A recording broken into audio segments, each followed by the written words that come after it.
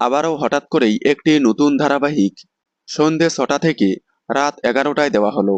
মানে সন্ধে ৬টা স্লট থেকে হঠাৎ করেই আবারও রাত ১১টায় দেওয়া হলো। সম্প্রতি জলসা চিরসখা ধারাবাহিকের টাইম স্লট ঘোষণা করে দিয়েছে। আগামী ২৭শে জানুয়ারি থেকে রাত ৯টায় দেখতে পারবেন নতুন ধারাবাহিক চিরসখা এবং রাত ১০:৩০টায় দেখতে পারবেন আপনাদের প্রিয় ধারাবাহিক শুভ বিবাহ।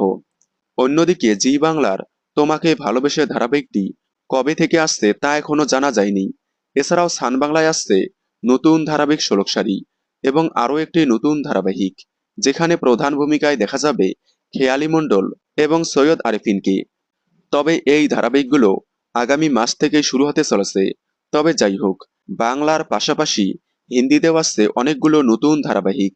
তার মধ্যে কয়েকদিন আগেই সামনে এসেছে তোমাদের রানীর হিন্দি রিমেক পকেট মে আসমান ধারাবাহিকের প্রোমো, যেখানে প্রধান ভূমিকায় দেখা যাচ্ছে বাংলার জনপ্রিয় অভিনেত্রী অভিকা মালাকারকে।